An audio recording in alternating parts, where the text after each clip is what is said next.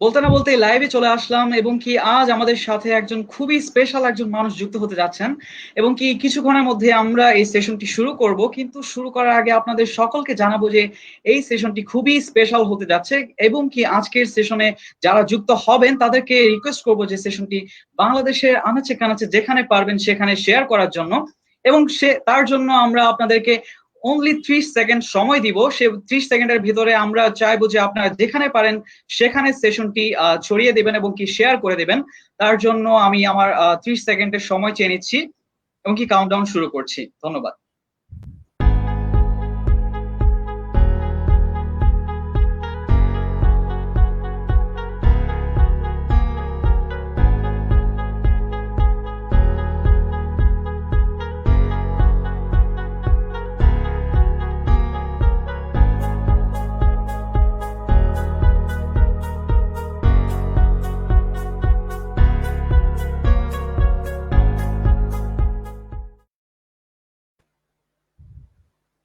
Assalamu alaikum and welcome everyone to the 11th episode of YT Talks. And today I'm Sheru Salehin is with you, and with me Noore Jannat Anika is with us as the host. And আমাদের সাথে আজকে থাকবেন খুবই special একজন মানুষ যার introduction আমাকে দিতে হবে না হয়তো, কেননা আমরা জানি নাবিদ মাহবুব কমেডি ক্লাব সম্পর্কে এবং কি তার যে জনপ্রিয়তা সম্পর্কে আমরা বাংলাদেশ জানি, এবং সেজন্য হয়তোবা ইন্ট্রোডাকশন দিতে হবে না, কিন্তু আমরা তাকে আজকে আমাদের সেশনে পেয়ে খুবই ধন্য মনে করছি আমাদের নিজেদেরকে, এবং কি চাইবো তার কাছ থেকে যে লাইফ স্টোরি গুলো এবং কি আমাদের যে যা জানার রয়েছে সেগুলো জানার চেষ্টা করব। তার জন্য দেরি না করে আজকে আমরা যুক্ত হতে যাচ্ছি নাবিদ মাহবুব স্যারের সাথে। Let's welcome Nabid Mahbub. Welcome. কেমন আছেন আপনারা? ভালো, আপনারা কেমন আছেন? স্যার আলহামদুলিল্লাহ আমরা ভালো আছি। আপনি কেমন আছেন? আমি আছি আলহামদুলিল্লাহ। স্যার আমরা খুবই খুশি হয়েছি আপনি আমাদের সাথে যুক্ত হয়েছেন, এবং কি আপনাকে শুরুতে জিজ্ঞেস করব যে আমরা যেহেতু করোনা কালীন সময়ে আছি এবং কি আমাদের অনেকেই ধরেন যে এই করোনার সময়ে বিভিন্নভাবে করোনা কালীন সময়কে ব্যবহার করছে, অনেকে প্রোডাক্টিভ কাজ করছে, অনেকে আবার বোরিং সময় কাটাচ্ছে। তো আপনাকে জিজ্ঞেস করবো যে আপনার সময়গুলো কেমন কাটছে? সময়টা ভালো মন্দ মিলিয়ে, এই কারণে যে চেষ্টা করি একটা নিয়মানুবর্তিতার মধ্যে থাকার জন্য, যাতে নির্দিষ্ট সময়ে উঠি, নির্দিষ্ট সময়ে আবার ঘুমাতে যাই, মাঝখানে যেন নির্দিষ্ট কাজ যেগুলি আছে করি, একটু কিছুটা চিত্ত বিনোদনের জন্য রাখি, কিছুটা পরিবারের সাথে সময় কাটানো, আর একই সাথে নতুন কিছু যদি শেখা যায়, যদি একটু সমভাবে ব্যায়াম করি, এগুলি হলো আদর্শগতভাবে এগুলি সব করার পরিকল্পনা থাকে, অনেক সময় হয় না।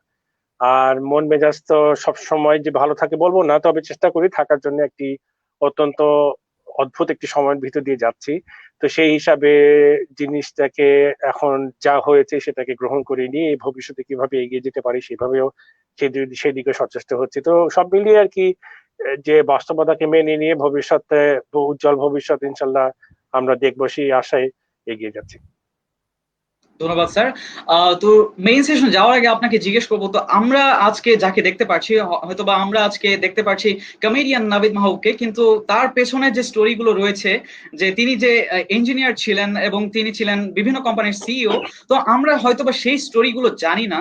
এবং আজকে আপনাকে শুরুতে জিজ্ঞেস করবো যে কেন আপনার লাইফে ট্রানজিশনটা এলো এবং কি মানে কেন সেখান থেকে এখানে এলেন? একই সাথে কিন্তু দুইটা কাজই করছিলাম, এবং এক সময় দেখলাম যে এই কমেডির দিকে কাজের চাপও বাড়ছে, এখানে পরিসরটা বেড়ে যাচ্ছে, এখানে অনেক সময় দিতে হচ্ছে, আবার একই সাথে দুই দিকে থাকলে অনেক সময় কিছুটা হাত বাঁধা থাকে। এরকম না যে প্রাতিষ্ঠানিক ভাবে হাত বাঁধা ছিল, কিন্তু আমি যদি কোনো প্রতিষ্ঠানের কর্মরত থাকি, আবার স্টেজে গিয়ে কমেডি করি, যদি আমার কোনো কথা দরুন সেই প্রতিষ্ঠানের ভাবমূর্তি ক্ষুণ্ণ হয়, যদিও সেরকম কিছু বলিনি বা হওয়ার সম্ভাবনা ছিল না, তবুও সেই রকম একটা চিন্তা সবসময় থাকে। সেই হিসাবে সবসময় সতর্ক থাকতে হয়। তো সেই নানান চিন্তা করে একটা সময় ঠিক করলাম যে পুরোপুরি সময়টাই এই কমেডির দিকে দিব, এবং তখনই পুরোদমে নেমে পড়ি মাঠে। স্যার আপনি যেটা বললেন যে আপনার ট্রানজিশন সম্পর্কে, যেটা আমরা জানি যে আপনার ট্রানজিশনটা কিন্তু মানে শুরুতেই হয়নি, আপনি শুরুতে এগুলোর সাথে কানেক্টেড ছিলেন না, হঠাৎ করে ট্রানজিশনটা আসে। তো সেটার পেছনে কি কোনো স্পেশাল কোনো রিজন ছিল? এইটা কমেডি ক্লাব যাকে বলে, যে সামনাসামনি সেখানে গেলে স্ট্যান্ড আপ কমেডি দেখা যায়। তো বিদেশে এটা খুবই প্রচলিত, খুবই জনপ্রিয় এবং মার্কিন যুক্তরাষ্ট্রতে ছিলাম বহুদিন। তখন আমি বন্ধুদের সাথে যেতাম, গিয়ে খুবই ভালো লাগতো দেখতে। তো একবার এরকম 2004 সালে আমার স্ত্রী জারাকে নিয়ে তখন একটা শো দেখতে গেলাম। অনুষ্ঠানটা হচ্ছিল দ্য কমেডি স্টোর, লা হয়া, ক্যালিফোর্নিয়াতে, স্যান ডিয়েগোতে ওখানে। তো অনুষ্ঠানের পরে কমেডিয়ানের সাথে গল্প করছিলাম এবং ওনাকে কি ঘন্টা চলে আসলো যে আমি তখন তাকে বললাম যে আমিও এরকম হাসতে পছন্দ করি, হাসাতে পছন্দ করি। যখন আমরা বন্ধু বান্ধব একসাথে হই, মজা করে কথা বলতে পছন্দ করি, যখন তারা হাসে এবং বেশিরভাগ ক্ষেত্রে তারা হাসে, তো আমার জিনিসটা খুব ভালো লাগে। তখনই উনি বললেন যে তুমি কি কোনো সময় মঞ্চে উঠে মানুষকে হাসানোর কথা চিন্তা করেছো? আমি হচ্ছে কখনো চিন্তা করিনি এবং ঘুণাক্ষেও ওখানেও চিন্তা করিনি, আর করার সেই আমার ক্ষমতা আছে কিনা সেটাও আমি জানি না। এবং আমার মনে হয় এটা অত্যন্ত দুরূহ একটি ব্যাপার। আড্ডার মধ্যে মানুষকে হাসানো এক ব্যাপার, ওটাও সহজ নয়, কিন্তু তাও সেটি যেরকম তার থেকে হাজার গুণে বেশি কষ্ট নিশ্চয়ই মঞ্চে উঠে মানুষকে হাসানো। তো তো সে বলে তুমি চেষ্টা করে দেখতে পারো, এবং একজনের নাম দিলেন স্যান্ডি শোর। উনি অত্যন্ত প্রখ্যাত একজন কমেডি জগতের মানুষ, অনেকে উনি প্রশিক্ষণ দিয়েছেন। আর উনি কমেডি স্টোরেরও উনি মালিকানা পক্ষের ছিলেন, ওনার বাবা মা এই কমেডি ক্লাবের প্রতিষ্ঠাতা। তো উনি বললেন ওনার সাথে দেখা করো, দেখো কি বলে। তো ওনার সাথে দেখা করলাম। তো উনি আমাকে দেখে বেশ মজা পেলেন যে এরকম তো দেখিনি, যে প্রকৌশলী বাংলাদেশি মুসলমান এরকম তো দেখিনি যে কমেডি করতে চায়, দেখিনি ওর সাথে কিছু সময় কাটায়। তো উনি বললেন যে ঠিক আছে, আমার সাথে 2টা মাস তুমি কিছু তালিম নাও। তো ওনার কাছে কিছু তালিম নিলাম এবং তখন একটা শো করলাম। উনি বললো তোমার মাঝে অনেক অনেক সম্ভাবনা রয়েছে, এই কারণে যে তুমি অন্য একটি আঙ্গিকে কমেডি করো যেটা সচরাচর সবাই করছেন, এবং তোমার হাসানোর মাধ্যমে কিন্তু অনেকে হয়তো অনেক কিছু জানতে পারে, শিখতে পারে, বুঝতে পারে, অনুপ্রাণিত হতে পারে। তো তুমি মনে হয় জিনিসটাকে একটু ভালো করে ভেবে দেখতে পারো যে এই জিনিসটাকে তুমি একটু সময় দিবে কিনা। তো সেখান থেকে যাত্রা শুরু। মানে আপনার যে মেইন উদ্দেশ্য ছিল সেটা হচ্ছে মানুষকে খুশি করা এবং কি তাদের কাছে আপনার যে কথাগুলা সেগুলো খুশির মাধ্যমে পৌঁছিয়ে দেওয়া আর কি। তা তো বটে, হ্যাঁ। আর ওইটাও একটা অন্য একটি অনুভূতি যে মঞ্চে দাঁড়িয়ে যদি আপনি একসাথে 50 জন, 100 জন, 200 জন, 500 জন, 1000 জন যদি হয়, তাদের মনোযোগকে আপনি একাগ্র চিত্তে তারা মনোযোগ দিচ্ছে এবং আপনার কথা তারা মনোযোগ দিয়ে শুনছে, তারা হাসছে, তাদের মুখে একটু হাসি আসছে, এটা একটা অদ্ভুত একটি অভিজ্ঞতা। এবং এটা আমার মনে হয় পয়সা দিয়ে কেনা সম্ভব নয়, এবং মুখেও অবশ্যই, বলেও এটা পুরোপুরি বোঝানো সম্ভব নয়। অবশ্যই, অবশ্যই। আমি আনিকাকে রিকোয়েস্ট করব তার অ্যাপ্রোচ করার জন্য। Thank you so much. তো স্যার, আপনি তো হচ্ছে স্ট্যান্ড আপ কমেডিতে আসলেন সিইওর পদ ছেড়ে দিয়ে। এটার পিছনে অবভিয়াসলি আপনার অনেক বড় একটা প্যাশন কাজ করছে। বাট যখন আপনি ফার্স্ট এই ডিসিশনটা নিলেন, তো whatever the reaction of your family and relatives? I mean, আমরা হচ্ছে আমাদের রিলেটিভ সার্কেলের কাছে মোরলেস অ্যাকাউন্টেবল থাকে আমাদের ডিসিশনগুলোর জন্য, তারা কনসার্ন। সো আপনি যখন এরকম একটা ডিসিশন নিলেন, সিচুয়েশনটা কেমন ছিল? Did they support you? হ্যাঁ, অবশ্যই তারা অনেক উৎসাহ দিয়েছেন। তারা অত্যন্ত ভালোভাবে এই থেকে নিয়েছিলেন। কারণও আছে। যখন আমি কমেডি শুরু করি তখন আমি বিবাহিত, চাকরি করছি প্রকৌশলী হিসেবে মার্কিন যুক্তরাষ্ট্রতে, একটা ছোট সন্তানও আছে। কিন্তু তখন শুধু আমার স্ত্রী যারা জানতো, আর অন্য কেউ জানতো না। আর আমার স্ত্রী যারা সবসময় খুবই আমাকে এই ব্যাপারে উৎসাহ দিত। তো তারপরে যখন পরিবারদেরকে জানালাম, কয়েক বছর পরে জানালাম, তখন তারা খুবই আশ্চর্য হলো এবং ভালোভাবে আশ্চর্য হলো, চমৎকৃত হলো। যে তারা বললো যে আমরা কখনোই চিন্তা করতে পারিনি এমন একটা কিছু শুনবো, হ্যাঁ, যে নাভিদ এখন মঞ্চে দাঁড়িয়ে মানুষকে হাসাচ্ছে। মানুষ শুনে যে আচ্ছা ঠিক আছে, এইটা করছে, ওইটা করছে, আচ্ছা সে এখন এমবিএ তে ভর্তি হলো অথবা ব্যবসা করতে নামলো, এই ধরনের কিছু চিন্তা করেন কি। এই কথাটা যে বলবো তারা কখনোই ঘৃণা করে চিন্তা করেননি। কিন্তু একই সাথে যখন শুনলেন আমার বাবা, আমার মা, আমার শ্বশুর, আমার শাশুড়ি, আমার ভাই বোন, আমার শালা শালিরা সবাই এক বাক্যে তারা অত্যন্ত সানন্দে জিনিসটাকে গ্রহণ করলেন, খুবই খুশি হলেন, উৎসাহ দিলেন। এবং অন্তত সেই পরিমাণ আস্থা ছিল আমার উপরে যে আমি যাই করছি বুঝে শুনে করছি। Exactly, exactly. That's amazing. আচ্ছা, ধন্যবাদ আনিকাকে এই কোশ্চেনটি করার জন্য। আমি এটার সাথে রিলেট করে একটা কোশ্চেন আপনাকে আবার করতে চাই, যেটা হচ্ছে যে আপনি প্যাশনের কথা যেটা আনিকা বললো, তো আমি সেখান থেকে একটু আসতে চাই যে আপনি যেহেতু মানে বলেছেন প্যাশন নিয়ে, এবং কি আমরা যতদূর জানি যে আপনার ইউনিভার্সিটি লাইফটা কেটেছে ইউনিভার্সিটি অফ মিশিগানে, যেটা ইঞ্জিনিয়ারিং করেছেন, এবং কি ইউনিভার্সিটি অফ বার্কলিতে গিয়েছিলেন আপনি এমবিএ করার জন্য। তো সেই সময়টাতে আপনার কি এই প্যাশনটা ছিল, বা সেই সময়টার কথা যদি আমাদের সাথে শেয়ার করতে, তাহলে হয়তো বা আমাদের যে বর্তমান ইউথ রয়েছে তাহলে তারা জানতে পারতো। এক্স্যাক্টলি। যখন আমি বাংলাদেশ প্রকৌশল বিশ্ববিদ্যালয়ে পড়াশোনা করেছি, তো এই বিশ্ববিদ্যালয় যখন প্রকৌশল বিশ্ববিদ্যালয় বা ইউনিভার্সিটি অফ মিশিগান অ্যান আরবারে ছিলাম, তখন কমেডি করবো ঘূর্ণাক্ষরও চিন্তা করিনি, এবং তখন আমি জীবনে কমেডি ক্লাবেও যাইনি, সামনাসামনি দেখিও নি। কিন্তু তার বহু বছর পরে যখন ইউনিভার্সিটি অফ ক্যালিফোর্নিয়া বার্কলিতে গেলাম এমবিএ করার জন্য, ততদিনে মোটামুটি আমি কমেডি কয়েক বছর হয়ে গেছে করেছি, এবং তারাও জানতো, এবং আমার অ্যাপ্লিকেশনেও লেখা ছিল যে আমি কমেডি করি। এবং তারাও খুব মজাই পেয়েছিল দেখতে। ঠিক আছে, আমাদের ক্লাসে, বার্কলিতে ক্লাসে বিভিন্ন ধরনের বিভিন্ন পেশার মানুষরা এসে ক্লাস নিচ্ছেন। আমরা পার্ট টাইম উইকেন্ড প্রোগ্রামে ছিলাম, তার মানে সারা সপ্তাহে আমরা চাকরি করি এবং শনিবারে আমরা ক্লাস করি। তো সেখানে সিলিকন ভ্যালির লোকজন আছেন, ডাক্তার আছেন, উদ্যোক্তা আছেন, প্রকৌশলীরা আছেন, ইনভেস্টমেন্ট ব্যাংকার আছেন। তো তাদের মধ্যে একজন আছে প্রকৌশলী এবং সে কমেডিও করে। তো এইটা একটা অত্যন্ত বৈচিত্র্যময় একটা সংযোজন ছিল আমাদের ক্লাসে, এবং এটা আমি বলবো যে আমাদের ক্লাসেও সবাই এটাতে অনেক মজা পেয়েছে। এবং বিদেশে যেটা হয় যে এমবিএ প্রোগ্রামে এই আপনার ছাত্রছাত্রীরা আছেন এখানে, তাদেরকে বিশেষ করে বলি, বাংলাদেশে যেমন এমবিএ তে মানুষ পাশ করেই ভর্তি হয়ে যায় সোজাসুজি, এমবিএ করবো, আচ্ছা ঠিক আছে ভালো, পাশ করলাম, সঙ্গে সঙ্গে ভর্তি হয়ে গেলাম, ভর্তি হলাম অ্যাডমিশন পরীক্ষাতে ভর্তি হয়ে গেলাম। বিদেশে কিন্তু প্রায় এটা অসম্ভব, আপনি পাশ করে সরাসরি এমবিএ তে ভর্তি হতে পারবেন না। কেননা তারা চায় যে ন্যূনতম 2 বছরের যে কাজের অভিজ্ঞতা থাকবে, কারণ এমবিএ হলো একটা অত্যন্ত ব্যবহারিক একটি ডিগ্রি। ব্যবসায় প্রশাসন, তার মানে যে ব্যবসায়িক জগতে আমাদেরকে সিদ্ধান্ত নিতে হয়, এখানে কিন্তু কালো সাদা নেই, এখানে 50 রকমের সিদ্ধান্ত হতে পারে। তো সেইখানে যদি আমার তাত্ত্বিক আমি জ্ঞান নিয়ে ঢুকি, তাহলে কিন্তু ওই তত্ত্বের মধ্যেই আমি সীমাবদ্ধ থাকবো। সেই জন্য তারা দেন। এবং আমি এই কথাটা বলি যে আমি যখন আমি বাংলাদেশে প্রকৌশল বিশ্ববিদ্যালয় থেকে ব্যাচেলার্স করলাম, তারপরে সঙ্গে সঙ্গে ইউনিভার্সিটি অফ মিশিগান অ্যান আরবারে চলে গেলাম মাস্টার্স করতে ইঞ্জিনিয়ারিং এ। সেটা সঙ্গে সঙ্গে করা যায়, অসুবিধা নেই, কারণ এগুলি ছিল কারিগরি বিদ্যা। কিন্তু পাশ করে সঙ্গে সঙ্গে চাকরি শুরু করে কিছুদিন পরেই আমি ইউনিভার্সিটি অফ মিশিগান অ্যান আরবারে বিজনেস স্কুলে অ্যাপ্লাই করেছিলাম এমবিএ করতে, এবং আমাকে তারা নেয়নি। এবং তাদের প্রধান কারণ দেখেছে, তোমার তো চাকরির পর্যাপ্ত অভিজ্ঞতা নেই। তো এমবিএ যখন বিদেশে হয়, সেইখানে তারা এইটা ছাত্রছাত্রীদের কাছে আশা করে যে বিশ্ববিদ্যালয় তাদেরকে শিখাবে, কিন্তু একই সাথে ক্লাসরুমে যদি 50 জন থাকে, 50 জন 50 ধরনের অভিজ্ঞতা ক্লাসে নিয়ে আসবে। এইটা হলো বিজনেস স্কুলের একটা চাহিদা।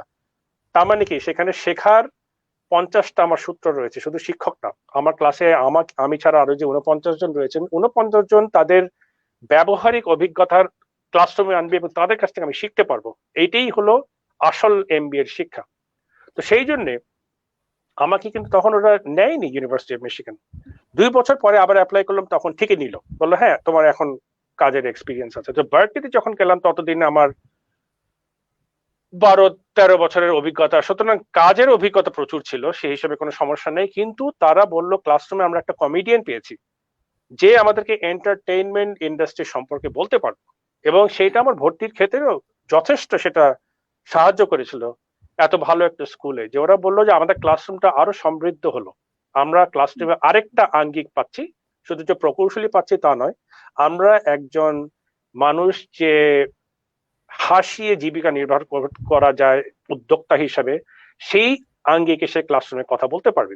এবার আমার মনে আছে অর্গানাইজেশনাল বিহেভিয়ার ক্লাস যখন ছিল, সেখানে ক্লাস পার্টিসিপেশন ছিল 40%। আমার সাথে কেউ পারতো না, কারণ আমি পেশাগতভাবে কথা বলি। তো সবাই সবাই ভয় থাকতো যে নাবিদ কথা বলে, নাবিদের সামনে কথা বলতে পারবো না। টিচারও আমাকে ঠেকিয়ে রাখতে পারতো না, নাবিদ অন্যদের একটু কথা বলার সুযোগ দাও। আর যখন প্রেজেন্টেশন আসছিল, সবাই দাঁড়িয়ে তালি দিয়েছিল, কারণ শুধু যেটা প্রেজেন্টেশনই পালন, তারা মজা পেয়েছিল শুনে। তো সেই জন্যই আমরা এই জিনিসটাকে শুধু যে একটা বিনোদনের জিনিস হিসেবে দেখছি তা নয়, এটা অবশ্যই বার্কলিতে তারাই এটাকে অত্যন্ত অত্যন্ত বড়ভাবে মূল্যায়ন করেছিলেন এই জিনিসটা, এবং আমি নিজে বুঝেছিলাম যে এটা অনেকটা ভালো ভ্যালু এডিশন ছিল। একটা লম্বা উত্তর দিলাম আর কি। জি, খুবই ধন্যবাদ। এবং সাথে আরেকটি কোশ্চেন অ্যাড করতে চাই, যেটা হচ্ছে যে আমরা আপনার যে লাইফ সম্পর্কে জানলাম, কিন্তু সেখানে যে আমরা আজকের সেশনের টপিকটা রেখেছি ইয়ুথ এন্টারপ্রেনিয়রশিপ, যেটা রেখেছি অর্থাৎ উদ্যোক্তার কথা বলবো। তো সেই ব্যাপারটা যদি আপনি একটু রিলেট করতেন আপনার সেই সময়টাতে। আমরা জানি যে আপনার লাইফে অনেক সাকসেস রয়েছে এবং কি তার সাথে কয়েকটা আপস এন্ড ডাউনসও ছিল, যেগুলো আমরা জানি। তো সেই সম্পর্কে যদি বলতেন যে আমাদের লাইফে যারা ইউথ যারা রয়েছে এন্টারপ্রেনিয়রশিপের প্রতি যারা আগাচ্ছে, তাদের জন্য যদি কিছু বলতেন। আমি আসলে বলার সেই যোগ্যতা রাখি বলে মনে করি না, কেননা আমি উদ্যোক্তা কম বেশি সারা জীবনই ছিলাম, স্বাভাবিক একটি গতানুগতিক জীবন যাপন করার পাশাপাশি। কিন্তু সফল যে হয়েছি বলবো না, খুব ব্যর্থ হয়েছে তাও বলবো না, কিন্তু সফলও হয়েছি বলবো না। কিন্তু কয়েকটা জিনিস বলতে পারি আমার ব্যক্তিগত অভিজ্ঞতা থেকে, এবং আমি ছাত্র থাকাকালীনই ছোট ছোট জিনিস করে এসেছি। কোনো সময় লাভ হয়েছে, কোনো সময় লোকসান হয়েছে। তবে একটা কথা এই বলতে পারি যে আমাদের দেশে যেমন উদ্যোক্তা হওয়ার ব্যাপারটা একটা মনে হয় যে একটা হুক্কা হওয়ার মতন হয়ে গিয়েছে আমার মনে হয়। এবার সেটা কোনো সমস্যা নেই, হলে ভালো, কিন্তু সবাই যে উদ্যোক্তা হতে পারবে তার তো কথা নেই। আমিও ওই ক্যালিফোর্নিয়ার সিলিকন ভ্যালির ওই পরিবেশে ছিলাম, স্টার্ট আপের পরিবেশে ছিলাম। .com বুম যেটা হয়েছিল 90s-এ, সেই সময়েও ছিলাম। মার্কিন যুক্তরাষ্ট্রের .com বাস্ট যখন হলো, তার মানে কি পুরো ধস নামলো .com ইকোনমিতে, মনে আছে কিনা হয়তো আপনাদের জন্মের আগে। তো সেই সময়ের ভিতর দিয়ে গিয়েছি, স্টার্ট আপে ছিলাম। স্টার্ট আপ একদিন বন্ধ হয়ে গেছে, 200 জন এমপ্লয়ি আমরা বাসায় চলে গেছি, চাকরি নাই। সব অভিজ্ঞতা ভিতর দিয়ে গিয়েছি। এবং আমি একটা কথা বলতে পারি যে উদ্যোক্তা বলে অবশ্যই উদ্যোক্তা একটি অত্যন্ত অত্যন্ত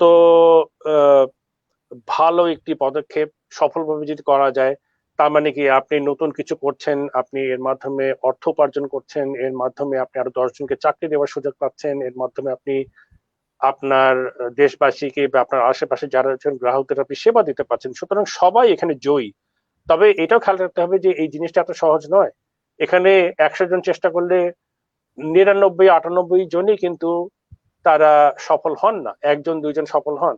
তো সেই মানসিকতা থাকতে হবে যে আমার ধৈর্য থাকতে হবে এবং আমাকে ঠিকভাবে আগাতে হবে, এবং কেউ আমাকে সেরে সেরে কিছু দিবে না। আমাকে এমন একটা পর্যায়ে যেতে হবে যেন তারা আমার কাছে আসে, এবং সেই জিনিসটাকে আমার খেয়াল রাখতে হবে। সেটা জন্য কি রাখবে, আমার কিছু তাত্ত্বিক জ্ঞান তো অবশ্যই রাখবে। আমরা বলি যে ঠিক আছে আমি পাশ করি, আমি উদ্যোক্তা হবো, ফাইন। তো আমি যে লেখাপড়া করছি সেখানে জিনিসগুলি আমি ভালো করে যেন বুঝি। আমি যদি প্রযুক্তি বিষয়ে পড়াশোনা করি, প্রযুক্তি যেন ভালো বুঝি। আমি যদি ব্যবসায় প্রশাসন পড়াশোনা করি, আমি সেখানে যেন সেই যে মৌলিক বিষয়গুলি পড়ানো হচ্ছে সেগুলো যেন খুব ভালো করে বুঝি। আমি ফাইন্যান্সটা ভালো বুঝি, আমি অ্যাকাউন্টিং ভালো বুঝি, আমি ম্যাক্রো ইকোনমিক্স ভালো বুঝি, আমি অর্গানাইজেশনাল বিহেভিয়ার ভালো বুঝি।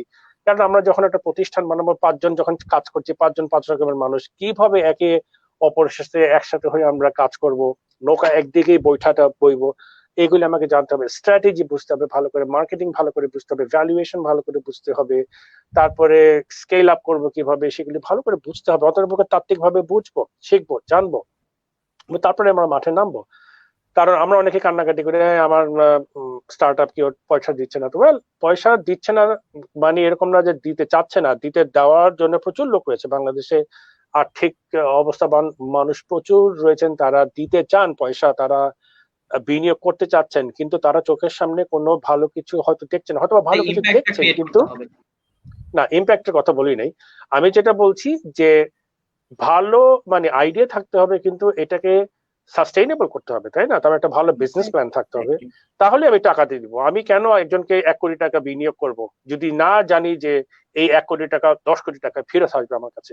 তো তার মানে আমি দেখতে চাবো যে হ্যাঁ, সে কি আকাশ কুসুম চিন্তা করছে, নাকি সে আসলেই জিনিসটার মধ্যে বাস্তবতা রয়েছে এবং সে ভালো করে চিন্তা করেছে এটা কিভাবে আমি এটাকে বাজারজাতকরণ করব, কিভাবে এটার খরচটা কমিয়ে এটার এখানে মার্জিনটা রাখতে পারবো, কিভাবে স্কেল আপ করতে পারবো। যে আমি মাত্র 1 লক্ষ টাকার মাসে বিক্রি করবো না, আমাকে 10 কোটি টাকার কিভাবে বিক্রি করবো সেটার কথা আমাকে চিন্তা করতে হবে। ওই রাস্তা কিভাবে যাবো, এগুলি চিন্তা করতে হবে। আর অনেক ক্ষেত্রে আমরা মনে করি না যে চাকরি করলে যে কিছু হবে না। না, চাকরি করার সবচেয়ে বড় সুবিধা হলো যে এখন অন্যজন আপনাকে পয়সা দিচ্ছে উদ্যোক্তা হওয়ার জন্য, বা উদ্যোক্তা হতে হলে কি করতে হবে শেখার জন্য। সুতরাং চাকরিতে ঢুকে যদি কান্নাকাটি করে আমাকে রাতে 10টা পর্যন্ত কাজ করতে বলছে, শনিবারে শুক্রবারে কাজ করতে বলছে, কান্নাকাটি না করে এই সুযোগে সদ্ব্যবহার করি। বেলা শেষে মাসের শেষে বেতন আসবে কিনা এই নিয়ে কিন্তু আমার কোনো চিন্তা নাই, যে চিন্তাটা উদ্যোক্তার আছে।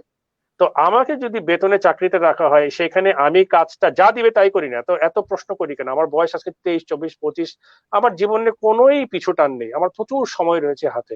আমি হলে কি করব? আমি হলে বলতাম যে আমাকে কাজ দেন, আর এই কাজের পরে আরো কোনো কাজ থাকলে দেন। আরেক ডিপার্টমেন্টকে কি বলবো, ভাই আমি অ্যাকাউন্টেন্ট ডিপার্টমেন্টে আছি, আপনি মার্কেটিং এ আছেন, দেন না আমাকে একটু কাজ দেন, আমি ফ্রি করে দিই আপনাকে। অর্থটা কি হবে? বেলা শেষে আমার বেতন আছে, কিন্তু আমি মার্কেটিং একটু শিখে গেলাম, হাতে নাতে মার্কেটিং শিখে গেলাম। তো তার মানে চাকরির মাধ্যমে আমার বেলা শেষে বেতন ঠিকই আসছে, কোনো চিন্তা নাই, আমার শিখার পর্যাপ্ত সুযোগ রয়েছে, আমি যত বেশি পারি শিখার এখানে সুযোগ রয়েছে। এবং সবচেয়ে বড় শিক্ষক কিন্তু আমরা যখন চাকরিতে যাই সেখানে পাওয়া যায়, আসল মেন্টর পাওয়া যায়, যে আমার বস।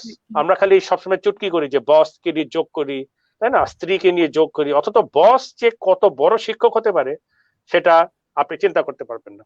আমার প্রথম বস মার্কিন যুক্তরাষ্ট্র, উনি বলেছিলেন, নাবিদ, তখন তো ইন্টারনেট ছিল না, কিছু ছিল না, বলছে যে তুমি যদি একটা জিনিস জানতে চাও সারাদিন বই ঘাটাঘাটি করে জানতে পারো, কিন্তু তুমি আমার দরজার টোকা মেরে জিজ্ঞেস করো আগে আমি জানি কিনা। যদি আমি জানি তোমাকে বলে দিলে তোমার ওই একটা দিন বেঁচে গেল, সারাদিন কষ্ট করে বই ঘাটাঘাটি করতে লাগলো না, আমি এটা ঠেকে শিখছি, তোমাকে শিখাই দিই। তো এইখানে আর আমার আরেক বসও ছিল এরকম, যে বসের বস, তাকে আমি নালিশ করতে যাই, আমার বস তো আমাকে জীবন দুর্বিষহ করে ফেলছে। তো আমার বসের বস তখন বলে, নাবি, তোমার বসকে তুমি কিভাবে ম্যানেজ করো এইটাও তোমার একটা অভিজ্ঞতা। তোমার বস যদি ঘাটতারা মানুষ হয়, এটাকে তুমি যদি বস করতে পারো, তার মানে কি তুমি একটা ভালো টিমকে বস করতে পারো। চমৎকার একটা শিক্ষা আমাকে দিয়েছিল। তো সেই ক্ষেত্রে আমি উদ্যোক্তা যারা হতে চান, একবারই উদ্যোক্তা হতে পারলে ভালো, আর না হলে আপনি চাকরি করেন না, কিছুদিন চাকরি করলে আরেকজনের পয়সায় আপনি উদ্যোক্তা কিভাবে হতে শিখতে পারবেন। অবশ্যই। তো আমরা একটু সিরিয়াস টপিকে চলে গিয়েছিলাম এবং কি আবার ফিরে আসবো স্ট্যান্ড আপ কমেডিতে। তো আমি আনিকাকে এর জন্য রিকোয়েস্ট বাট করব। অনেক খুব ইনফরমেশন। আচ্ছা, সো আমি এখন একটু কমেডি, স্ট্যান্ড আপ কমেডি এখানে একটু কোয়েশ্চেন করি। দ্যাট ইজ, আপনি তো হচ্ছে ফার্স্ট কোয়েশ্চেন আসে যে বাংলাদেশের পার্সপেক্টিভে স্ট্যান্ড আপ কমেডির অবস্থানটা কেমন। ইউসি, আপনি হচ্ছেন আমেরিকাতে কমেডি ক্লাবে ছিলেন, বাংলাদেশে কমেডি ক্লাব ফাউন্ড করেছেন। সো ওখানে যেরকম স্মুথলি হয়, আমাদের দেশও কি সেম স্টেজে আছে? লাইক আপনি করে আসছেন, তো অলওয়েজই কি সবার থেকে পজিটিভ রিয়েকশন এসেছে? কোথাও আসলে স্মুথলি কোনো কিছুই হয় না, সারা বিশ্বেই কোনো কিছুই কোনো সময় স্মুথলি হয় না, সেটা হলে তো স্বর্গে চলে আসতাম, তাই না? তো সেই হিসাবে আমাদেরকে যদি বলেন যে স্ট্যান্ড আপ কমেডি কোন পর্যায়ে আছে, আমরা যথেষ্ট নতুন। কমেডি কিন্তু আমাদের দেশে, আমাদের উপমহাদেশে বহু বছরই ছিল, শত শত বছর ছিল। সেই মোগল সম্রাটদের সময়েও কিন্তু তাদের রাজসভার মধ্যে কিন্তু একজন কৌতুক অভিনেতা থাকতেন, যাকে কমিক রিলিফ বলা হতো। সবার সেই চাপে থাকতেন, উনি একটু হাসিয়ে টাসিয়ে তাদেরকে মাথা ঠান্ডা রাখতেন। তো সেই কমেডি কিন্তু আমাদের বরাবরই ছিল। আমাদের হাসানোর বিভিন্ন ধরনের কমেডি কিন্তু বরাবরই ছিল। স্ট্যান্ড আপটা একটু ভিন্ন ধরনের কমেডি, যে দাঁড়িয়ে নিজের বাস্তবতা নিয়ে স্বাভাবিক কথার মতন করে কথা বলে যাওয়া, সেটা ধরতে পারেন যে মোটামুটি নতুন। তো নতুন হিসাবে আমরা যতটুকু এগিয়েছি আমার মনে খুব একটা খারাপ আসেনি, তবে হয়তো আরো আসতে পারতাম।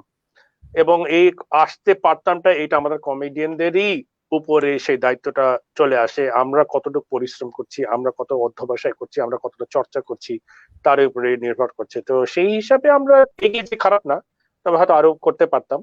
আর ভবিষ্যতে কি হবে সেটা সবই নির্ভর করবে কমেডিয়ানরা কতটা পরিশ্রমী হবে তার উপরে।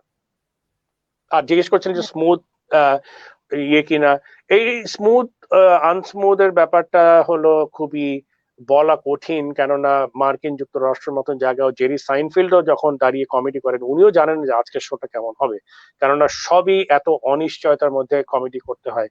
যে এই একটা শো আপনি আজকে করেছেন, সবাই হাসতে হাসতে গড়াগড়ি, কালকে ওই একই শো আরেক শহরে গিয়ে করলেন, কেউ হাসলো না, এটা হওয়াটাও অস্বাভাবিক নয়। কেন তাদের মানসিকতা কেমন, তাদের সেই দিনের অভিজ্ঞতাটা কেমন, হয়তো বা তাদের মেজাজ খারাপ, জামের মধ্যে আটকে ছিল, আসে এসে আর হাসতে ভালো লাগছে না, অনেক ধরনের আপনার প্রভাব থাকতে পারে, যার মাধ্যমে একটা অনুষ্ঠান ভালো থেকে 2 মিনিটে খারাপ হয়ে যেতে পারে। তো সেই ধরনের অনিশ্চিত বিদেশেও আছে, বাংলাদেশেও আছে। আচ্ছা আচ্ছা, that's great. So stand up comedy আপনি করে আসছেন, এটা তো একটা ভিশন থেকে টু স্প্রেড হ্যাপিনেস, এটা এবং আপনি প্রতি মুহূর্তে করেও আসছেন। বাট কোনো particular memory that actually you remember deeply, যেটা আপনাকে ইনস্ট্যান্টলি ফিল করিয়েছিল যে আপনার স্ট্যান্ড আপ কমেডিতে আসাটা সার্থক? আই মিন এটা হতে পারে আপনার নাভিদ মাহবুব শোয়ের কোনো এপিসোড অর কোনো রিয়েল লাইফ ইনসিডেন্ট যেটা আপনাকে সেই টাইমে একটা ডিপ ফিলিং দিয়েছিল, satisfaction. Would you like to এরকম শেয়ার? প্রায়, হ্যাঁ অবশ্যই এরকম বেশ কয়েকবারই হয়েছে, এবং তখনই মনে হয় যে আসলেই এই পরিশ্রমের একটা অর্থ আছে। একবার এরকম ছিল মিশিগানে, মার্কিন যুক্তরাষ্ট্র, সেখানে একটা বাংলাদেশি সেখানকার যারা বাংলাদেশিরা থাকেন তাদের একটা অনুষ্ঠান ছিল, সেখানে আমি গিয়ে শো করলাম, বাংলাতেই করেছিলাম। এবং অনুষ্ঠানটার পরে একজন বয়স্ক ভদ্রমহিলা আমার কাছে আসলেন, এসে বলে, বাবা তোমার কথায় আমার খুব ভালো লেগেছে, আর আমার স্বামী 6 মাস আগে মারা গিয়েছেন, আজকে আমি প্রথম প্রাণ খুলে হাসলাম, তোমাকে অনেক ধন্যবাদ জানি, তোমার জন্য দোয়া করি। তো তখনই দেখলাম যে এই মহিলা এত বিষণ্ণতার মধ্যে ছিলেন, আর সেই দিন তার মুখে একটু হাসি ফোটাতে পেরেছে, তো এটা একটা বড় পাওয়া। অবশ্যই। তো আনিকা, আমরা কি কমেন্ট সেকশন থেকে কোনো প্রশ্ন নিতে পারি এখন? হ্যাঁ হ্যাঁ, আচ্ছা, সবাই কমেন্ট সেকশনে অনেক কোয়েশ্চেন, সো আমি একটা নিচ্ছি। লাবিবুর রহমান লাবিব, তিনি বলছেন যে স্যার, আমি একজন ইনস্ট্যান্ট কমেডিয়ান বলতে পারেন, বাট কেউ যদি আমাকে সবার সামনে দাঁড়া করিয়ে কমেডি করতে বলে তবে আমি পারি না। আমি কিভাবে একজন স্ট্যান্ড আপ কমেডিয়ান হতে পারি?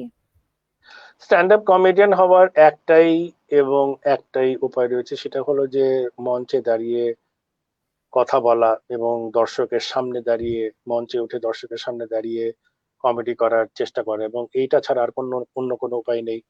কেননা একা একা রেওয়াজ করার সুযোগ নেই। আমি আয়নার সামনে দাঁড়িয়ে যতই কথা বলি না কেন, 10 জনের সামনে কথা বলা অন্যরকম একটি অভিজ্ঞতা, এবং যার মধ্যে অনেক অনিশ্চয়তা আছে। যেটা একটু আগে বললাম যে আজকের 10 জন, কালকের 10 জন, পরশুর দিনের 10 জন সম্পূর্ণরূপে ভিন্ন হবে। এবং সেই জন্যই ওনাকে বলছি যে আপনার ওই যদি সুযোগ থাকে কোথাও মঞ্চে দাঁড়িয়ে, বা 10 জনের সামনে, ক্যাফেটেরিয়াতে 10 জনের সামনে দাঁড়িয়ে, বা বন্ধুদের মাঝখানে 10 জনের সামনে দাঁড়িয়ে আপনি যদি হাসানোর একটু চেষ্টা করেন, সেখান থেকে আপনার যাত্রা শুরু হবে। That's great. আচ্ছা, আরেকটা কোয়েশ্চেন আছে। এম, আচ্ছা, এমডি মোক্তার হোসাইন, তিনি বলছেন যে স্যার, আমরা গার্জিয়ানরা আমাদের সন্তানদের স্ট্যান্ড আপ কমেডিয়ান পেশা হিসেবে নেয়ার জন্য কিভাবে সহযোগিতা করতে পারি? আচ্ছা, উনি যদি গার্জিয়ান মনে হচ্ছে, তো এক হলো যে অবশ্যই উৎসাহ দিলে তারা, বাচ্চারা খুশি হবে। তবে বাচ্চার যারা কমেডি করতে নামছেন তাদের একটা জিনিস খেয়াল রাখতে হবে যে এটা অত্যন্ত বন্ধুর একটি পথ, এবং শুধু কমেডি না, যে কোনো বিষয়ে আপনি কাজ করতে যান, যে যে খেয়াল রাখতে হবে যে ফল কিন্তু একদিনে আসবে না। যিনি সাকিব আল হাসানও কিন্তু একদিনে সাকিব আল হাসান হননি।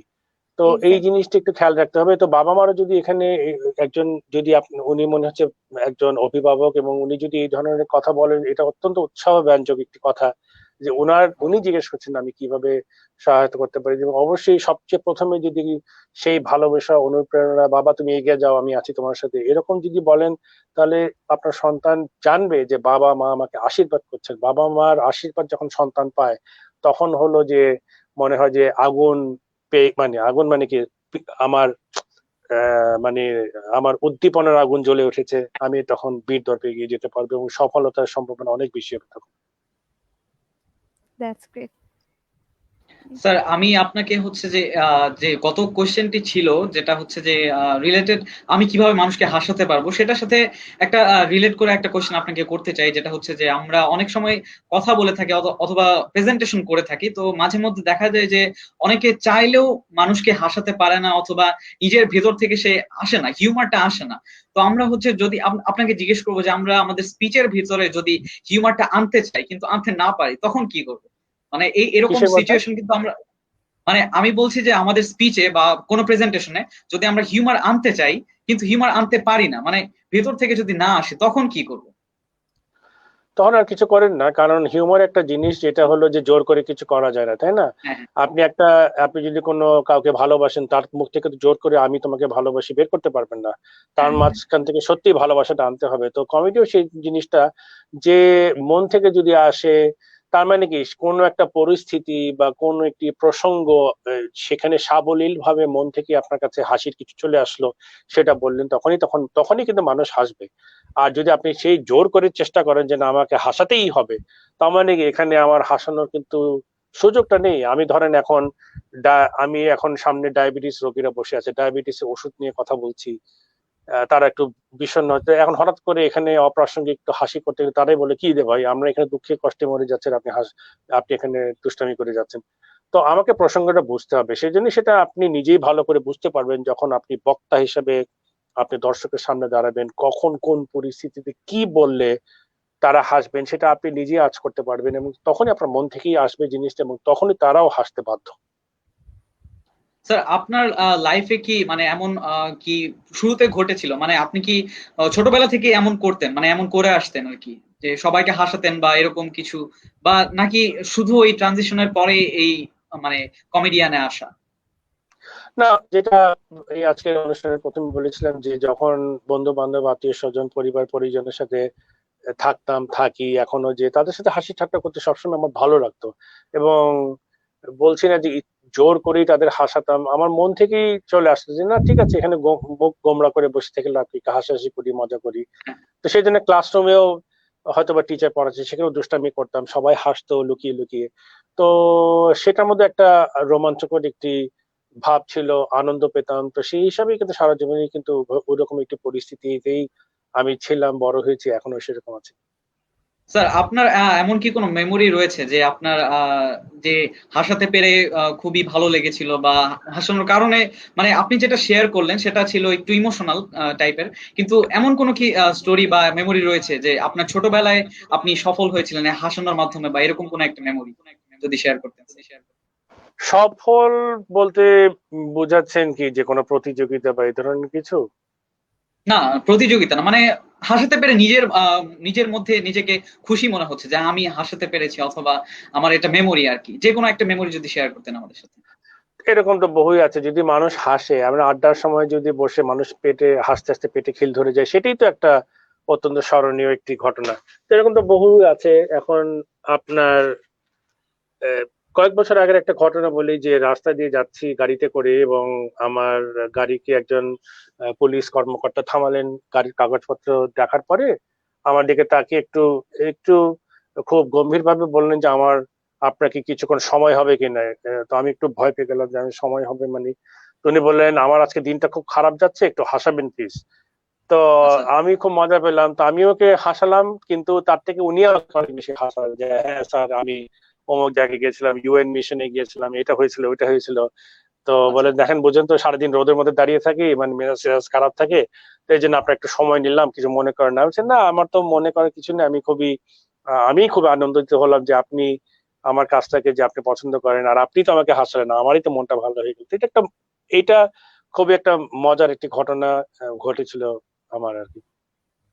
আচ্ছা, ধন্যবাদ স্যার। এটা আমি আসলে আবারও আনিকার কাছে ফিরে যাব। আচ্ছা।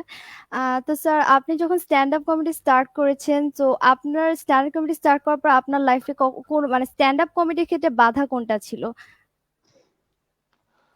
স্ট্যান্ড আপ কমেডি স্ট্যান্ড যখন আপ স্টার্ট কমেডি করেছেন তখন কোনো বাধা? যখন শুরু করি, বাধা বলে তেমন কিছু ছিল না। যেই বাধা, সরি একটা ফোন চলে আসছে।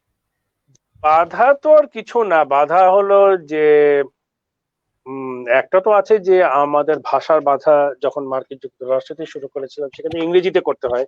তো সেখানে তো আমাদের এই, যেহেতু আমরা বাংলাদেশি, বাংলা ভাষাভাষী, ইংরেজি আমাদের প্রথম ভাষা বা মাতৃভাষা নয়, এটা একটা দ্বিতীয় ভাষা, বিদেশি ভাষা। যিনি ইংরেজি বলছি, বাসায় আসলে তো ঠিকই আমরা বাংলায় বলছি, সবই বাংলা। তো সেখানে যখন আপনি, আমাদের মতন মানুষ, আমরা তো বাংলাদেশে বড় হয়েছি, এখানে জীবনের প্রাপ্ত বয়স্ক হওয়া পর্যন্ত এই দেশেই ছিলাম। তো তখন যদি ইংরেজিতে গিয়ে তাদের ভাষায় গিয়ে তাদের সামনে তাদের ভাষায় দাঁড়িয়ে যখন হাসে, হয়তো হয়তো অবশ্যই আমার জন্য সেই বাধাটা অনেক বেশি। যারা কিনা মার্কিন যুক্তরাষ্ট্রেরই মানুষ, তাদের জন্য তো তারা নিজের মাতৃভাষাতেই বা প্রথম ভাষাতেই কথা বলছেন।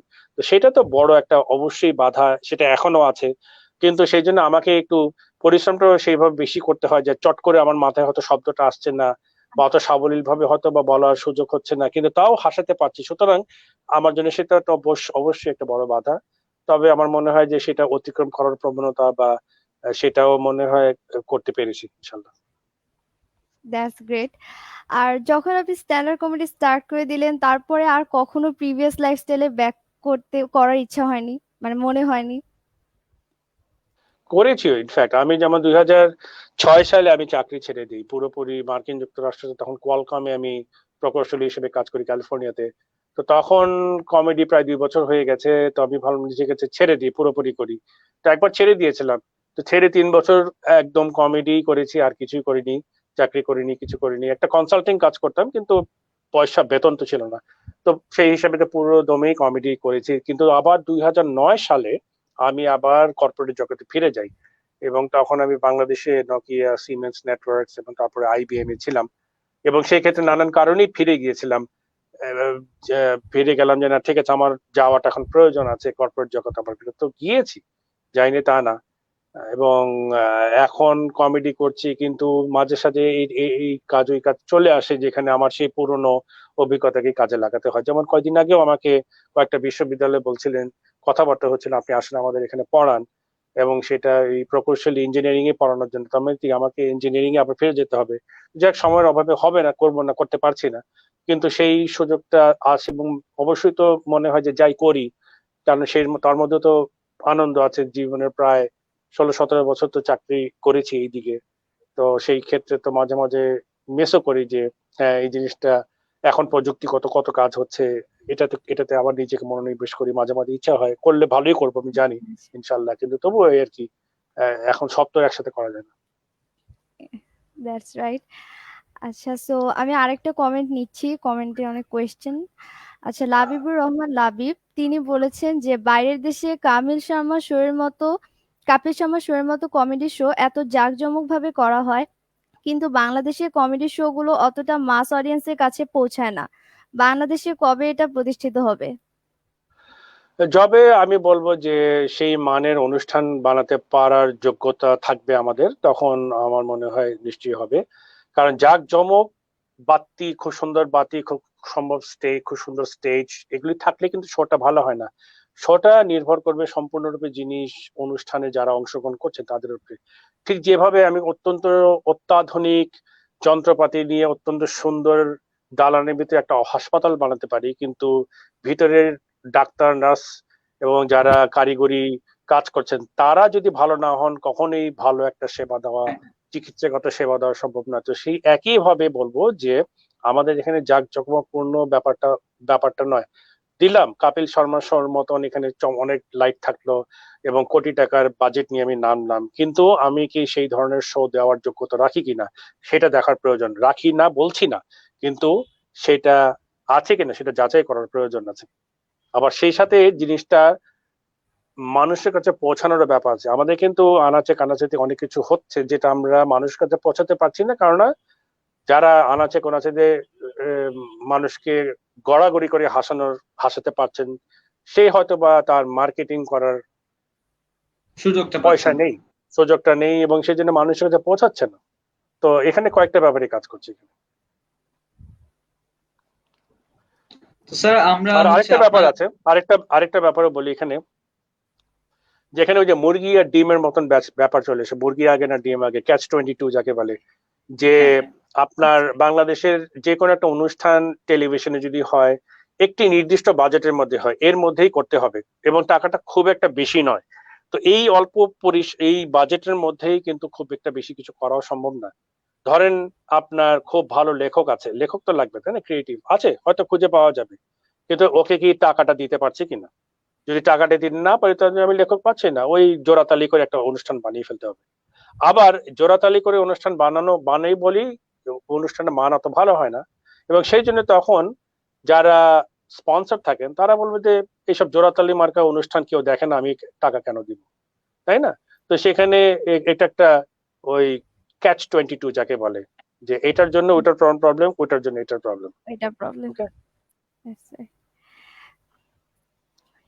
আচ্ছা, তো স্যার আপনার কাছ থেকে আমরা এগুলো শুনলাম, এবং কি নেক্সট যে পার্টটা সেখানে যাওয়ার আগে আপনাকে আবার একটু ফিরিয়ে নিয়ে যাব আপনার যে আগের লাইফটা ছিল সেখানে। তো তো আমরা হয়তো বা দেখেছি, আমি যতদূর মনে করতে পারি আপনার যে জব লাইফটা ছিল সেই সময়টাতে আমরা যতদূর জানি যে আপনার ফ্যামিলি খুবই সাপোর্ট দিয়েছিল, এবং কি আপনার যে ওয়াইফ রয়েছেন তিনিও খুবই সাপোর্ট দিয়েছিলেন। তো সেই সাপোর্টটার কথা যদি আমাদেরকে একটু শেয়ার করতে, যেটা হচ্ছে আমরা গত সেশন গুলো বা কোনো একটা ইয়া থেকে জেনেছি, যেটা হচ্ছে যে আপনার সম্ভবত ফোর্থ থেকে যেখানে জব ছিল সেখানে একটা সমস্যা হয়, তারপর যে লাইফ সাপোর্টটা আপনি পেয়েছিলেন সেই লাইফ সাপোর্ট গুলো সম্পর্কে যদি আমাদের শেয়ার করতেন তাহলে হয়তো বা অনেকেরই এই সাপোর্ট গুলো সম্পর্কে অনেকেই জানতে পারতো। ফোর্ড এর আগে আমি একটা যেটা বলছিলাম, একটা স্টার্ট আপে ছিলাম ক্যালিফোর্নিয়াতে। ওই স্টার্ট আপটা একবার বন্ধ হয়ে যায়, তখন তো আমার চাকরি চলে গেল। তো তখন যারা খুব সাপোর্টিভ ছিলেন, যারা নিজেরও চাকরি ছিল, চাকরি গেছে চাকরি আসবে, তো এটা একটা বড় মোরাল সাপোর্ট, তাই না? আর এমনি কমেডি ক্ষেত্রে সাপোর্ট তো যেটা একটু আগে বলেছিলাম, যে এই ধরনের একটি ভিন্ন ধর্মী, ব্যতিক্রম ধর্মী, অত্যন্ত অনিশ্চয়তার মধ্যে একটি কাজ করার পরিবেশে ঢুকছিস, তো সেখানে তো একজন স্ত্রী বা সংসারের কেউ তো 10 বার চিন্তা করবে যে এই, যে ভালো বেতনে চাকরি ছেড়ে এই জিনিসটাতে নামছি, তো এটা ঠিক হবে কিনা। তো এটা এই ধরনের একটা চিন্তা থাকা, বা সেই ক্ষেত্রে উৎসাহ না দিয়ে বরঞ্চ বারণ করার প্রবণতাই থাকার কথা, কিন্তু সেই ক্ষেত্রে যারা পুরোদমে উৎসাহ দিচ্ছে বরাবরই এখন পর্যন্ত দেয়, তো এটা একটা বড় পাওয়া। এবং আমার মনে হয় যে জীবনে উৎসাহ, যেটি একজন অভিভাবক একটু আগে যেমন লিখেছিলেন হ্যাঁ, যে আমি আমার ছেলে মেয়েকে কমেডি করতে চাই, কিভাবে উৎসাহ দিতে পারি, এটা এই এই কথা বলাটাই যে কত বড় একটা যে অনুপ্রেরণা, সেটাই হলো ওই তার সন্তান দেখবেন হয়তো অনেক সাফল্যের সম্মুখীন হবে শুধু এই কথাটা শোনার জন্য। তো এই জন্যই এই ধরনের অনুপ্রেরণা ছাড়া কিন্তু করা সম্ভব হতো না।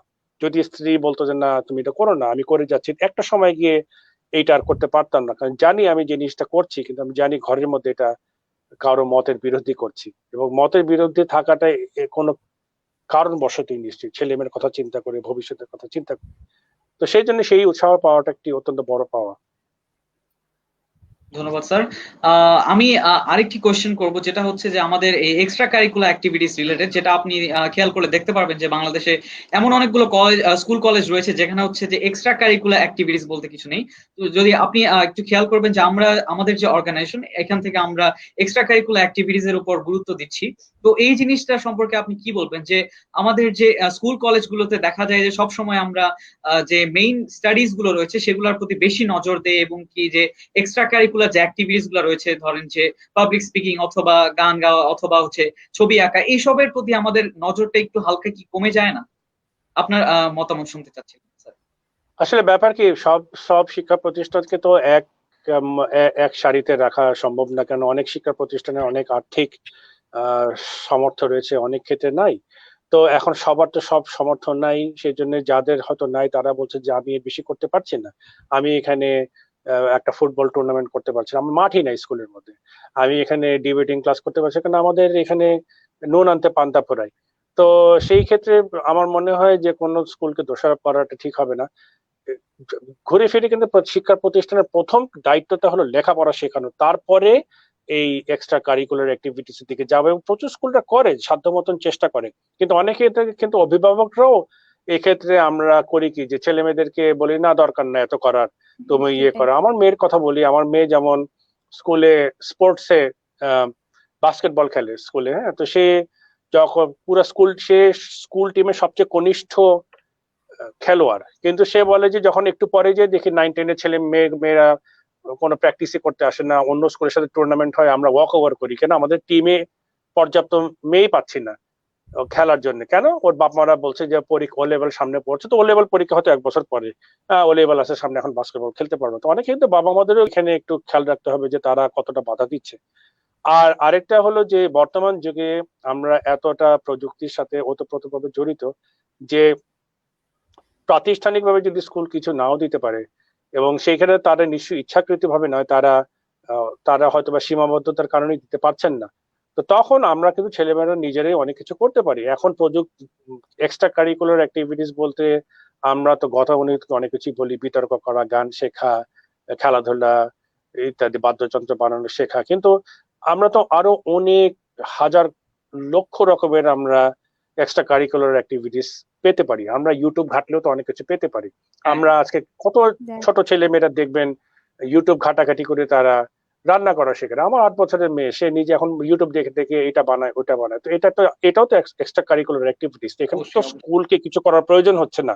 এটা আমি নিজেই একটা মোবাইল ফোনে 100 টাকার ডাটা কিনে আমি বসে শিখে ফেলতে পারি। তো এরকম তো হাজার জিনিস আসতে পারে। আমি ইউটিউবে গিয়ে আমি একটা অন্য ভাষা শিখলাম, স্প্যানিশ ভাষা শিখতে পারি। এটাও তো এক্সট্রা কারিকুলার অ্যাক্টিভিটিস, তাই না? একজন বলছে না ঠিক আছে আমি গিয়ে কিভাবে ছবি আঁকতে হয় শিখতে চাই, আমি অনলাইনে শিখতে পারি, আমি গানও অনলাইনে শিখতে পারি এখন, তাই না? অবশ্যই তো এগুলি প্রাতিষ্ঠানিকভাবে যদি না করে, আমি নিজে করলাম, সুযোগ তো রয়েছে। তো সেই ক্ষেত্রে আমার মনে হয় বর্তমানে এই বাধাটা খুব একটা নেই। প্রতিষ্ঠান যদি দিতে পারে খুবই ভালো, যদি না দিতে পারে নিজের করে ফেলার অনেক পর্যাপ্ত সুযোগ রয়েছে। অবশ্যই অবশ্যই। তো আমরা আবার ফিরে যাব আনিকের কাছে তার কোয়েশ্চেন গুলো নিয়ে। Thank you. আচ্ছা, তো আমি আবার স্ট্যান্ড আপ কমেডিতে একটু আসি। তো স্ট্যান্ড আপ কমেডি যখন স্যার আপনি ফার্স্ট স্টার্ট করলেন, তো কখনো এরকম মনে হয়নি যে আমি একটা জিনিস বলছি ফান করে, বাট অ্যাকচুয়ালি কারোর আসলে ফানি লাগলো না? লাইক বা এরকম কখনো সিচুয়েশন হয়েছে যে আপনি ফানের জন্য বললেন বাট অডিয়েন্স অ্যাকচুয়ালি মজা পেল না? এটা হয়, এটা এমন কোনো কমেডিয়ান নাই পৃথিবীতে যার এই ধরনের অভিজ্ঞতা হয়নি। তো এটা খুবই স্বাভাবিক, কেননা আমরা যখন কমেডি করতে উঠি আমরা অত্যন্ত অনিশ্চয়তার মধ্যে উঠি, এই কারণে যে আমরা জানি না দর্শকদের মধ্যে কে বসে আছে, তারা কি ডানপন্থী নাকি তারা বামপন্থী নাকি তারা মধ্যপন্থী নাকি তারা তারা আম, আম, আহ, ইংরেজিতে যাকে বলে কনজারভেটিভ নাকি তারা লিবারাল, আমি জানি না। তো আমি উঠেই আমাকে আস্তে আস্তে করে একটু একটু করে টোপ ফেলে ফেলে বুঝতে হয় যে তারা কিসে হাসবে। এবং হয়তোবা দেখবো প্রথমে একটা কিছু বললাম, আমি গিয়ে বললাম যে হ্যাঁ আজকে আমার ইয়ে আর বলো না আজকে স্ত্রীর সাথে এটা হয়েছে ওইটা হয়েছে, কেউ হাসলো না। কেন? দর্শকরা হলো সবাই 18 বছরের বিশ্ববিদ্যালয়ের ফার্স্ট ইয়ারের ছাত্রছাত্রী, ওরা তো স্বামী স্ত্রীর কোনো অভিজ্ঞতা রাখে না, তাই না? তো তাদের ক্ষেত্রে এগুলো আসে যায় না। তো তার সামনে গিয়ে যদি এই কথা বলি, সে হাসার তো কথা না। তো আমাকে বুঝতে হবে যে দর্শকরা কি পছন্দ করে। আমি যদি একটা বিশ্ববিদ্যালয়ে গিয়ে 18-19 বছর ছেলে মেয়ের সামনে কমেডি করি, আমাকে তখন যেসব বিষয় নিয়ে বলতে হবে, যেসব বিষয় তারা নিয়ে ওতপ্রোতভাবে জড়িত, লেখাপড়া নিয়ে, ক্লাস করা নিয়ে, চাকরি খোঁজা নিয়ে, প্রেম করা নিয়ে, অনেকে হয়তো বা খারাপ অভ্যাস থাকতে পারে সেগুলি নিয়ে, কিন্তু সেই অভ্যাসটা কিভাবে ছুটতে পারবো সেটা নিয়ে, ছ্যাক খেয়েছি এগুলি নিয়ে বলে বলে তারা মজা পাবে।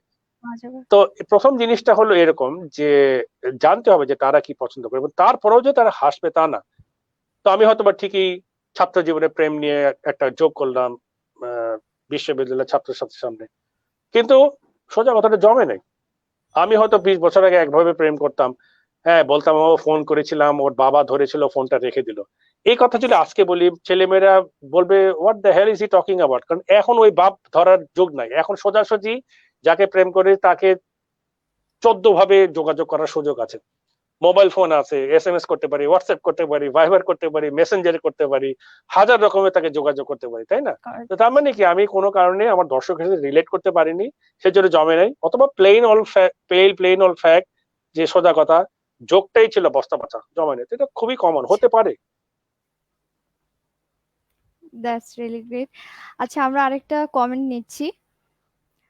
ঘাগরা সালেম দেবনাথ তিনি বলেছেন যে স্যার, পেশা হিসেবে স্ট্যান্ড আপ কমেডি নিলে আমাদের দেশে সফল হওয়ার সম্ভাবনা কি আছে?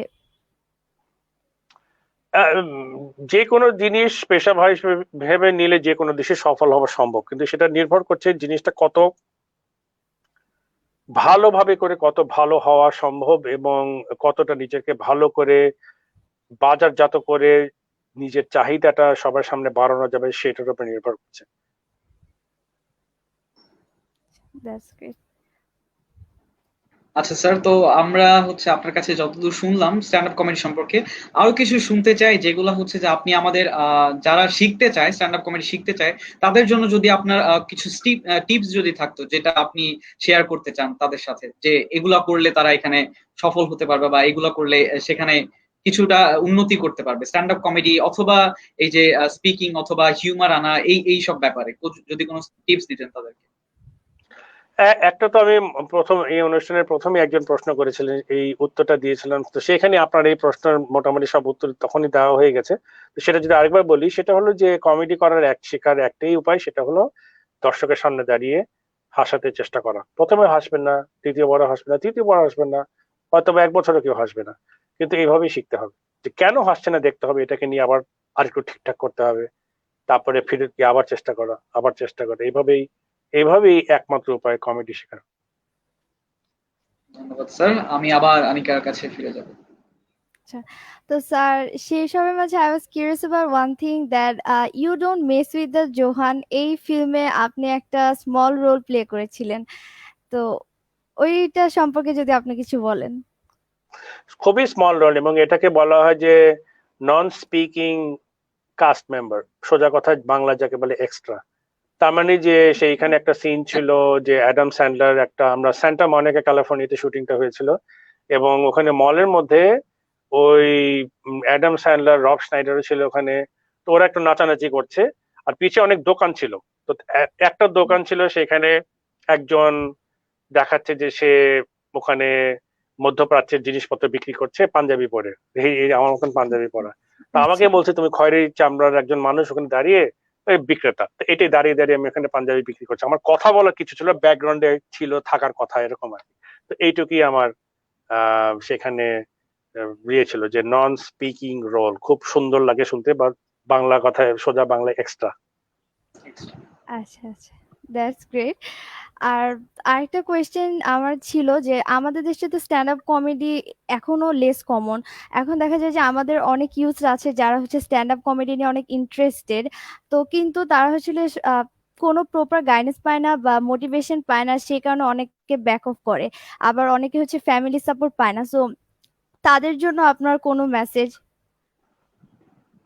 সেটা আবার ঘুরে ফিরে এই একটু আগের যেই ইয়ে প্রশ্নতে আমরা সিরাজুস যে প্রশ্নটা করলো, সেটা যে কিভাবে শুরু করা যায়, তো এখানে কয়েকটা ব্যাপার আছে যে এইটা এক হলো যে এখানে রাতারাতি কোনো কিছু হবে না, কোনো কিছু কিন্তু রাতারাতি হয় না। যেটা বললাম না, যে কেউ যদি পেশাদার ক্রিকেটার হতে চায়, যে বাংলাদেশ জাতীয় দলে খেলবে, সে কিন্তু রাতারাতি সেখানে পর্যায়ে পৌঁছাবে না, কিংবা আদৌ পৌঁছাবে কিনা এরকম কোনো নিশ্চয়তা নেই।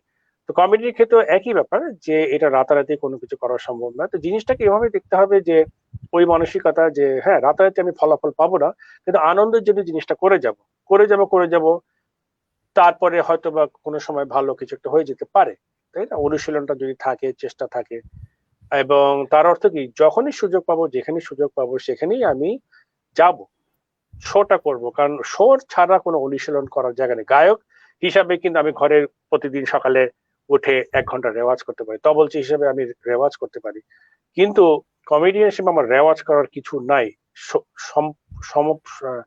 সমস্যাটা এখানে, যে ওই স্টেজে উঠে, মানুষের স্টেজ না হলেও মানুষের সামনে দাঁড়িয়ে তাকে হাসানোর চেষ্টা, সেটাই একমাত্র অনুশীলনের সুযোগ। এবং তার মানে এই সুযোগটা যত বেশি সম্ভব, যত বেশি জায়গায় সম্ভব খুঁজে বের করে, এবং অনেক ক্ষেত্রে অত্যন্ত প্রতিকূল সুযোগ আসতে পারে। আমার কাছে এরকম ছিল, একবার এসেছিল যে হ্যাঁ আপনাকে একটু পয়সা দিব, কিন্তু আমরা 14 জন বন্ধু বান্ধব আমরা একটা রেস্টুরেন্টে খেতে যাব, আমরা খাবো, আপনি ওখানে দাঁড়িয়ে আমাদেরকে হাসাবেন। চিন্তা করেন ব্যাপারটা কত কঠিন, যে ওরা 14 জন খাচ্ছে, হ্যাঁ আমিও খাচ্ছি, কিন্তু আমাকে ওর মাঝখানে দাঁড়িয়ে হাসাতে হবে। তার মানে কি, ওরা খেতে ব্যস্ত, এর মধ্যে এরকম হাসাতে হবে। অত্যন্ত প্রতিকূল একটি পরিস্থিতি, এটা স্টেজে দাঁড়িয়ে কমেডি করার কথা না। কিন্তু আমি তো বলেছি, হ্যাঁ ঠিক আছে ফাইন, আমি যাবো, কারণ আমার জন্য এই একটি সুযোগ এখন অনুশীলন করার সুযোগটা নেই। তো আমরা অনেক ক্ষেত্রে বলি যে না, এটা আমার করতে ইচ্ছা করছে না, ভাল লাগছে না, করবো না। আমারও ইচ্ছা করছে না, বা আমারও ইচ্ছা করে না এই ধরনের পরিস্থিতি কমেডি করার, কিন্তু আমাকে করতেই হবে, কারণ এইটা না করলে আমি আমার অনুশীলনের সেই আহ, আহ, সেই সেই প্রসেসের আমি আরেকটা ধাপ আগাতে পারছি না। তো সেই জন্য বলি ওনাদেরকে যে আপনাকে যেখানে পাবেন সুযোগ, যখন সুযোগ পাবেন, কমেডি করে ফেলবেন। That's great. আচ্ছা, সো একটা আমার লাস্ট কোয়েশ্চেন আমার তরফ থেকে, দ্যাট ইজ যে আপনি তো স্ট্যান্ড আপ কমেডি করে আসছেন এবং আউটস্ট্যান্ডিং পারফরমেন্স অবভিয়াসলি, সো আপনি অনেক ন্যাশনাল ইন্টারন্যাশনাল রেকগনিশন পেয়েছেন বেস্ট মেল কমেডিয়ান। সো সেই অনুযায়ী এই ক্ষেত্রে আপনার নেক্সট প্ল্যান কি, আর অন্য কোনো অ্যাওয়ার্ড অ্যাচিভ করার ভিশন? কমেডির ব্যাপারটা অত্যন্ত ব্যক্তিনিষ্ঠ একটি জিনিস, এখানে ভালো মন্দ বলে কিছু, মানে আমার চোখে ভালো হলে আরেকজনের চোখে ভালো নাও হতে পারে। তো সেই জন্য আমি কমেডির ক্ষেত্রে, এবং আমার সাথে অনেকেই একমত, যে এই কমেডি প্রতিযোগিতার মাধ্যমে ঠিক কাউকে যে ভালো কমেডিয়ান বা খারাপ কমেডিয়ান বা মধ্য যে মন্দ কমেডিয়ান বিবেচিত করব, এটা ঠিক হয় না। কেননা যেটা বললাম যে কমেডি জিনিসটা ব্যক্তিনিষ্ঠ, আমার চোখে মজা লাগছে, আপনার চোখে নাও লাগতে পারে। তো আমি তিনজন বিচারক হিসেবে বসে যদি আমরা আপনাকে চ্যাম্পিয়ন মানে, তার অর্থ এই নয় যে আপনি বিশ্বের শ্রেষ্ঠ কমেডিয়ান। এর অর্থ শুধু এই মাত্র যে আমাদের তিনজনের চোখে আপনি খুব ভালো। কিন্তু দুনিয়াতে তো 8 বিলিয়ন মানুষ আরো আছে, তাই না? তো সেই হিসেবে কোনো কম্পিটিশনে যাওয়ার আমার খুব একটা ওইটাই যে আমার লক্ষ্য থাকবে তা না। ইনফ্যাক্ট কোনো সময় ছিল না, লাস ভেগাসে গিয়েছিলাম, ঠিক আছে, ওটা যাবো, গিয়ে একটা কম্পিটিশনে গেলাম, গিয়ে ভালো করলাম, এটা আমার জন্য অনেক লাভ হয়েছে। তার ফলে অনেকে আমাকে চিনেছে, অনেকে আমাকে একটা কোনো কিছুর মাধ্যমে আমাকে পরিমাপ করতে সক্ষম হয়েছে। কিন্তু আমি জিনিসটা তাও দেখি যে তাও বেলা শেষে কিন্তু এটাও একটি ব্যক্তিনিষ্ঠ একটি প্রতিফলন, তাই না? তো সেই হিসাবে কোনো প্রতিযোগিতায় যাওয়ার খুব একটা ইয়ে নয়। তবে আমার যেটা ইয়ে হলো যে আমি বাইরে সারা বিশ্বের গিয়ে বিভিন্ন জায়গায় গিয়ে মানুষকে হাসাতে হয়, এবং প্রায় যেতাম বাইরে। তো সেটা তো এখন বন্ধ।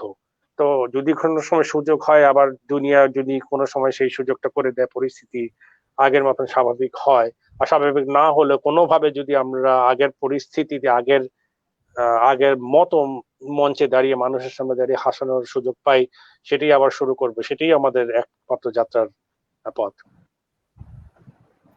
That's great. Really amazing. তো আমরা এগুলো শুনলাম স্যারের কাছ থেকে। এখন আচ্ছা স্যার, আমরা কি একটা র্যাপিড ফায়ার সেশনে যেতে পারি আপনার সাথে? নিশ্চয়ই, শিওর। এবং কি আমি আনিকাকে বলবো, আচ্ছা আচ্ছা আমি করব, আমি টাইমিংটা করব হচ্ছে আপনার জন্য 120 সেকেন্ডের সময় দিব, এবং কি 120 সেকেন্ডে আপনি যতগুলো অ্যান্সার করতে পারবেন সেটা আপনার ব্যাপার। সেখানে হচ্ছে আমি কয়েকটি কোশ্চেন করব, সেটা হচ্ছে র্যাপিড ফায়ার অনুযায়ী যাবে। তো আপনি যদি প্রস্তুত থাকেন তাহলে আমি শুরু করতাম। Sure.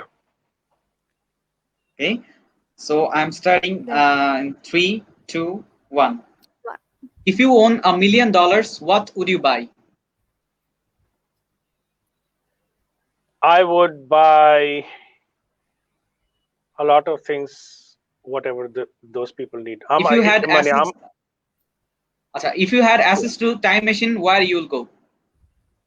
Definitely not 2020. What is your lifelong dream? To see that there are no borders on this planet. Describe yourself in 3 words. Alpha male, short-tempered, highly ambitious. How do you define happiness? A little less pain. Chocolate or caramel? Chocolate. What impresses you? Honesty. What makes you feel sad? Arrogance. California or Michigan?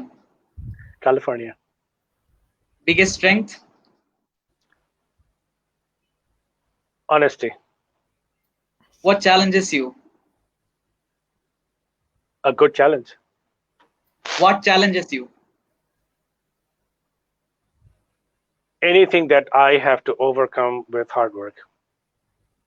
Sir, এটাই last question ছিল আমাদের 120 সেকেন্ডের, এবং কি আমার 5টি question বাকি রয়েছে, আমি সেগুলো করতে পারবো আপনাকে যদি আপনি চান। Sure. Biggest impact of your life? George Carlin. Favorite TV show? MASH. Tea or coffee? Tea. Your biggest goal?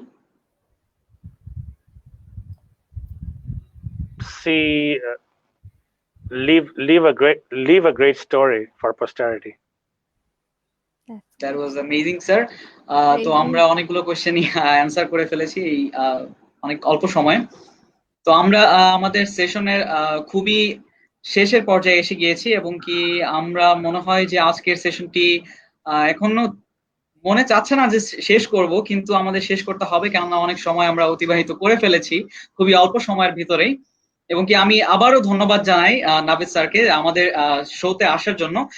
Last একটা কোশ্চেন করবো আপনাকে, যে আপনার এখানে এসে কেমন লাগলো, এবং কি আমাদের সম্পর্কে আপনি যদি কোনো সাজেশন বা আমাদের ইয়ুথ ট্যালেন্ট সম্পর্কে যদি কিছু বলতেন স্যার। ফিডব্যাক দিতেন।